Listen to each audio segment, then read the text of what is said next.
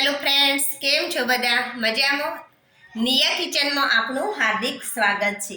આજે આપણે બનાવીશું કોદરીની ગેસ. કોદરીની ગેસ બનાવવા માટે સૌપ્રથમ મેં એક વાટકી કોદરીને 8 કલાક માટે પલાળી રાખી હતી. તમે કોઈ પણ વાટકીનું માપ સેટ કરી શકો છો. મેં આ એક વાટકી કોદરી પાણીમાં 8 કલાક માટે પલાળેલી, તેની સામે 3 વાટકી છાશ લીધેલી અને તેની અંદર 3 વાટકી છાશ રેડી દઈશું અને સ્વાદ અનુસાર 1 ચમચી મીઠું નાખીશું. તો ચાલો હવે આપણે બનાવીએ કોદરીની ગેસ. કોદરીની ગેસ બનાવવાનું શરૂ કરીએ.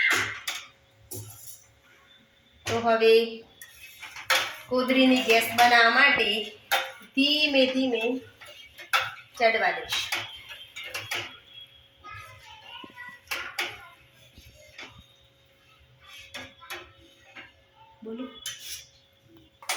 હવે આ ગેસને આપણે ધીમા તાપે હલાવતા જઈશું. આ કોદરીમાંથી આપણને ઘણા એવા ફાયદા મળતા હોય છે. કોદો એટલે કે કોદરી જે કાર્બોહાઈડ્રેટ્સ અને ફાઈબરનો રેશિયો ઓછું ધરાવતું હોવાથી ડાયાબિટીસના દર્દીઓ માટે ખૂબ જ ફાયદાકારક છે.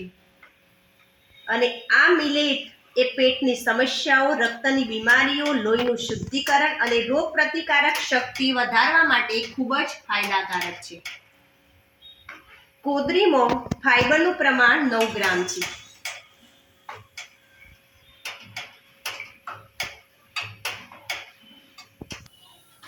તો હજુ આપણી આ ગેસ બનીને તૈયાર નથી થઈ. જ્યાં સુધી છાશ સાથે આ કોદરી ઘટ ન થાય ત્યાં સુધી તેને સતત હલાવતા રહેવું.